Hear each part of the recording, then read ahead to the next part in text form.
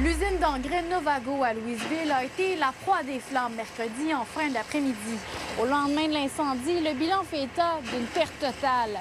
Le feu se produit en pleine haute saison de l'entreprise. Une dizaine d'employés sont touchés. Vers 17 h, nos employés ont remarqué de la boucane à la hauteur du plafond. Puis là, rapidement, ça s'est propagé là, à l'ensemble du bâtiment, mais nos employés ont rapidement quitté les lieux, évacués. Donc, heureusement, personne ne blessé. À notre arrivée, je tiens à vous dire une chose, que le bâtiment est atteint déjà à 50 On voyait les flammes fumer.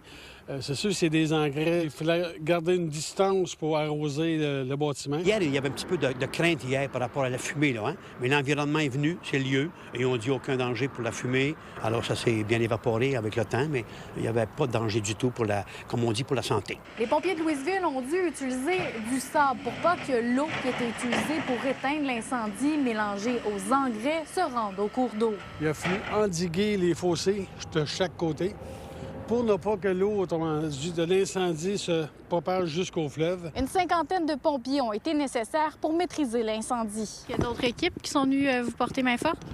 Oui, effectivement, il y a Yamachiche et Masquinongé.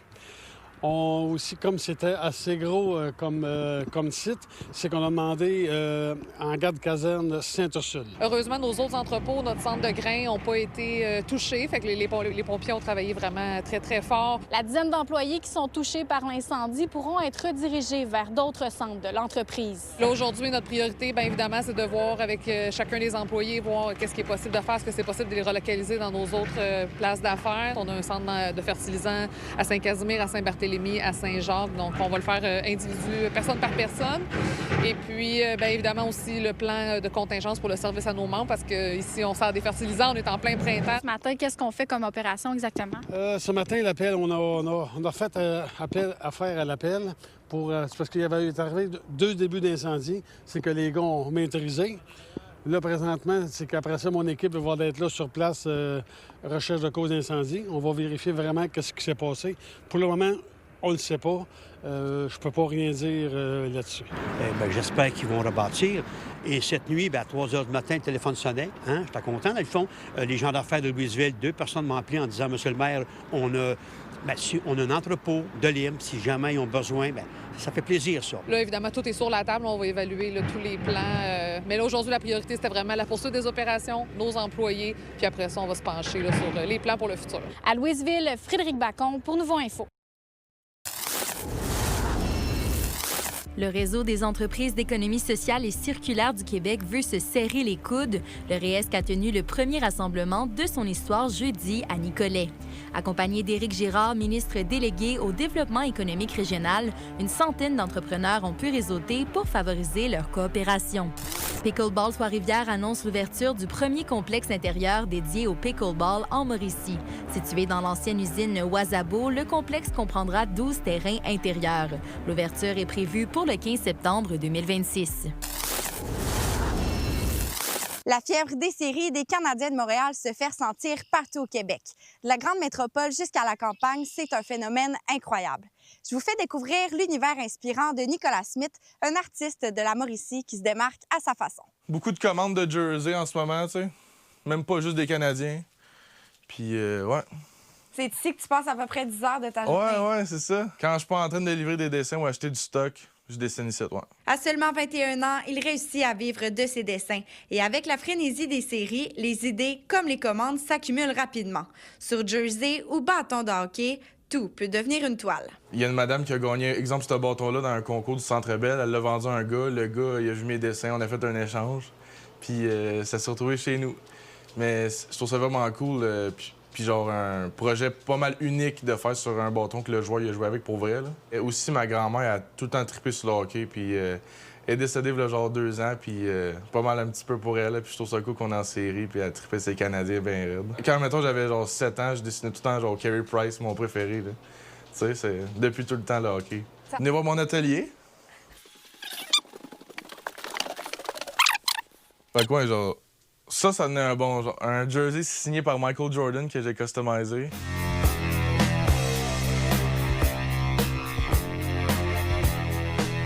Le Le jeune artiste s'est surtout fait connaître grâce à ses œuvres réalistes. Pas besoin de pinceau pour impressionner. Il reste fidèle à ce qu'il connaît, le crayon. Une technique qui est devenue sa signature au fil des années. Le matériel que j'utilise, c'est genre des crayons Prismacolor ou Crayola. J'aime vraiment pas les pinceaux. Tout le temps plus crayon. Je trouve que c'est plus direct, là, tu sais.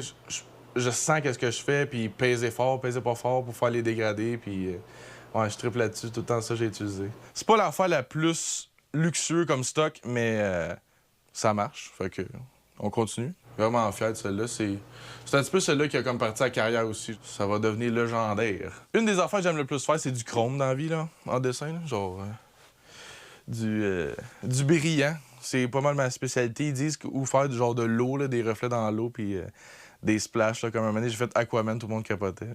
Ces œuvres rejoindront les collections des plus grands passionnés de hockey au Québec. Et il l'espère, celles des joueurs. Donner des œuvres aux joueurs, ce serait vraiment cool. Comme Angine de Poitrine, je leur ai donné un œuvre là aussi. Là. D'après moi, de bête, je vais voir son bâton quand je vais l'avoir fini. Là. Ouais, comme beaucoup de monde vraiment cool qui ont vu les dessins comme Céline Dion, Paul McCartney.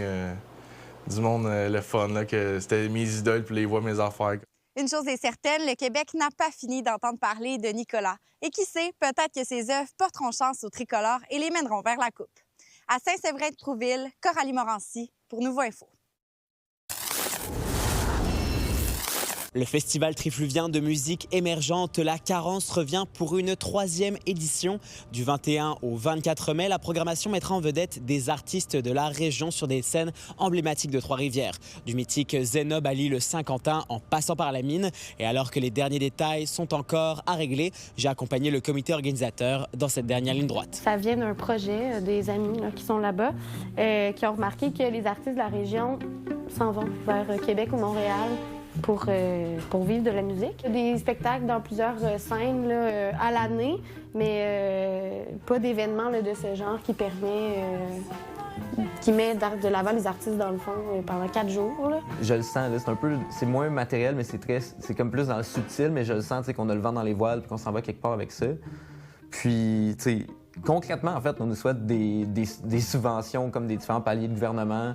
Puis, c'est ça, genre un apport financier qui fait que, justement, ce volet-là, on s'en casse moins la tête pour le financement, puis plus qu'on focus sur nous, ce qu'on est, c'est-à-dire des organisateurs d'événements, puis des gens qui ont des bons cercles sociaux pour mettre de l'avant les projets locaux. C'est ça que je nous souhaite, en fait, que l'étape dans le dos continue.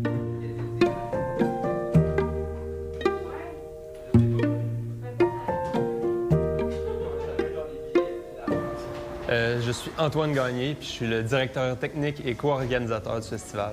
Fait qu'au Temps d'une Pinte, on commence vendredi soir ici avec un after party avec Music Me Love. On va faire un beau petit setup, là. Il va y avoir le gros DJ booth ici, des éclairages avec les cuves. C'est pour les gens qui aiment faire le party, qui aiment la musique électronique, la bass house music. Ça va être très cool. On est stressé, mais...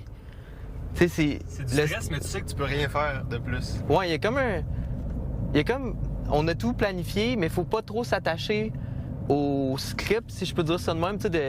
Ça se peut qu'on se fasse surprendre par des imprévus, puis ce qu'on va avoir besoin de faire, c'est de garder la tête froide, puis d'être rapidement comme en mode solution, puis de garder notre calme pour pas bouleverser le festival non plus. Ça se ferme pas, mais je peux-tu mettre de quoi en face? Je peux mettre mon sub ici, genre? Bon, je peux bloquer le passage. Tu peux bloquer le passage. Okay. Et si les organisateurs sont fébriles, c'est aussi le cas des artistes. L'intégralité des bénéfices leur seront d'ailleurs reversés et pour beaucoup, il s'agit de leur premier festival. C'est notamment le cas du rappeur trifluvien 11 mots. T'en as d'autres festivals à Trois-Rivières, mais ils vont surtout chercher des artistes qui viennent pas d'ici, en vrai, là, puis des gros noms qui viennent de Montréal ou des fois même plus loin, là, comme un festival, ça va aux États-Unis. Là, je trouve ça cool que ça soit vraiment de Trois-Rivières. Tu découvres du monde qui vient d'ici, t'arrives, tu fais comme, OK, il vient de ma ville, ce gars-là, là, tu sais. Des billets journaliers sont disponibles au coût de 40 $, mais plusieurs spectacles sont offerts gratuitement. Tous les détails sont disponibles sur la page Facebook du festival. À Trois-Rivières, Samuel Bideau pour Nouveau Info. Vous êtes nos yeux et nos oreilles sur le terrain. N'hésitez pas à nous écrire si quelque chose vous fait réagir ou si vous voulez nous raconter votre histoire à mauricie@nouveau.info.